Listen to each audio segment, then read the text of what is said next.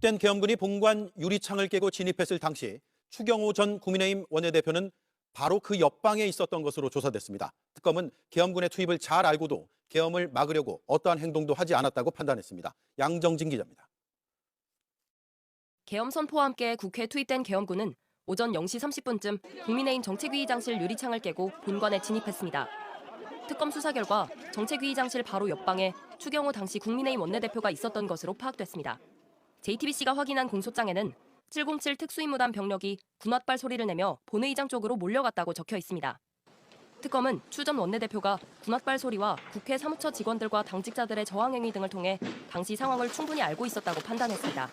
하지만 어떻게든 본회의장으로 와달라는 한동훈 전 대표의 전화를 받고도 본회의장은 민주당 의원들도 있는 공개된 장소라면서 응하지 않았습니다. 도리어 밑에서 상황을 정리한 뒤 올라가도 되지 않겠냐며 본회의장에 있던 국민의힘 의원들의 이탈을 요구한 것으로 조사됐습니다. 특검은 추 전 원내대표가 윤석열 전 대통령과 함께 민주당의 강한 반감을 공유하며 계엄의 위법성을 알고도 가담했다고 봤습니다. 윤 전 대통령은 계엄 이틀 전 김용현 전 국방부 장관에게 계엄 계획을 알린 뒤 추 전 원내대표에게 전화를 걸었습니다. 추 전 원내대표는 통화에서 민주당이 반국가적 행위를 한다는 기자회견을 할 것을 예고했고 윤 전 대통령은 그래 알겠다고 답했습니다. 추 전 원내대표는 계엄 선포 직후인 오후 11시 11분엔 한덕수 전 국무총리에게서 국무위원들이 비상계엄 선포에 반대했는데도 대통령이 선포했다는 말을 들었습니다. 특검은 추 전 원내대표가 국무회의 참석자들에게도 인정받지 못한 위헌 위법한 계엄이라는 걸 알고도 이를 막으려는 어떤 행동도 하지 않았다고 판단했습니다. 추경호를 이정재 판사가 구속 기각을 하지 않았습니까? 네. 야, 그런데 특검이 추경호의 공소장을 국회에 보고를 해가지고 이 공소장이 지금 세상에 지금 공개가 되고 있는데, 야, 보면 볼수록 이거를 이정재 판사는 그러니까. 어떻게 구속 기각을 했을까? 디테일을 알면 알수록 이정재 대단하다. 대단해 기백이. 이거 어떻게 감당하려고 이거를 기각을 했나 싶어요. 네. 자, 제가 하나하나 짚어보도록 하겠습니다. 2024년 12월 1일 윤석열이가요 김용현이에게 계엄 계획을 알려줍니다. 이틀 전에 12월 1일에 네. 구체적 계엄 계획을 윤석열이가 김용현한테 알려줘요. 그리고 나서 윤석열이가 추경호한테 전화를 해.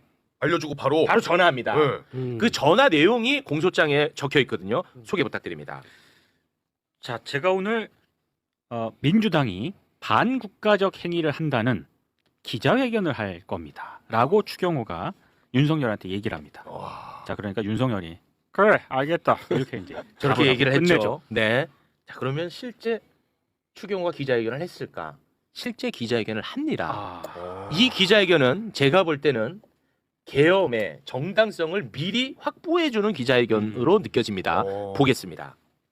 그동안 민주당은 국회 다수당의 위력을 악용하여 입법 폭주, 보복 탄핵, 특검 겁박으로 국정 흔들기, 국정 회방 놓기를 일삼아 왔습니다.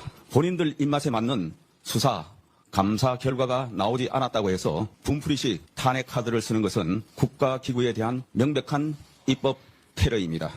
와. 바람 싹 한번 잡아준 거야. 그러네. 저기서 말한 저게 계속 윤석열이 계엄의 이유라고 얘기를 하고 있잖아. 맞아요. 똑같은 내용이 들어가 있잖아. 국가 기구를 향한 입법 테러. 맞지? 와. 이렇게 쓱 깔아준 것처럼 보이죠? 네. 맞죠? 자, 그러고 나서 12월 3일이 옵니다. 네. 윤석열은 계엄 선포했죠. 그런데 추경호 일당은요, 12월 3일 밤에 국회 본회의장에 들어가 있는 의원들을 끌어낸 것이 맞습니다. 12월 3일 밤 11시 22분 윤석열은 추경호에게 전화를 걸어서 2분 5초간 통화를 했죠. 네. 그 공소장에 적혀있는 통화 내용 살펴봅니다. 자, 계엄이 오래 안 갈 거니까 걱정하지 마라. 내가 이제부터 잘하겠다.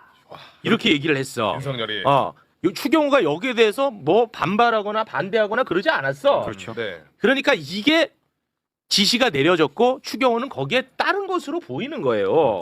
자, 그리고 12월 4일 0시 3분에 추경호는 국회 본회의장에 들어가 있는 한동훈에게 전화를 거는데요. 전화 통화 내용 소개 부탁드립니다. 자, 한동훈이 추경호에게 어떻게든 본회의장으로 좀 와주시면 안 되겠습니까? 라고 얘기를 하니까 추경호가 민주당 의원들도 있고 공개된 장소인데 아래층에서, 그러니까 원내대표실을 얘기하는 겁니다. 아래층에서 상황 정리하고 투표 결정되면 올라가도 되지 않겠습니까? 이렇게 얘기를 하는 그러면서 거죠. 이제 계속 내려오라고 하는 거야. 네. 근데 한동훈이는 자기가 지금 죽게 생겼는데 그렇죠. 못 내려가잖아. 꼼짝을 안 하는 거야. 본회의장에서 그러자 본회의장에 있던 신동욱 의원이 한동훈을 계속 끌어내려고 합니다.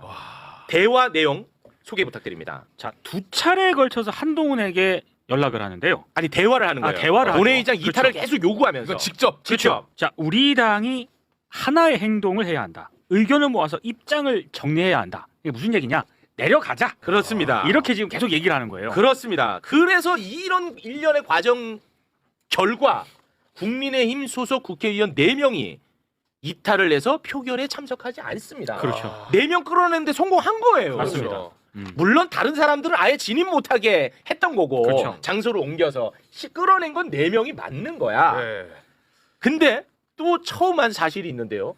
12월 4일 0시 30분 우리가 많이 봤던 장면인데요. 계엄군들이 국회 본청 유리창을 깨고 막 들어가는 장면 우리 많이 보지 않았습니까? 아 맞아요. 그게 12시 반. 12시 반이에요. 네. 그게 어디였냐면 국민의힘 정책위 의장실이었어. 그 유리창을 깨고 들어가는데 네.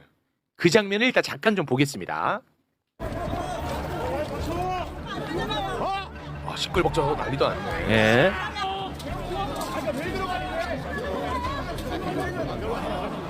근데 정책위 의장실 유리창을 깨고 들어갔다고 네. 계엄군이. 근데 바로 옆방에 추경호가 있었어. 그렇죠. 이거를 기각한다고?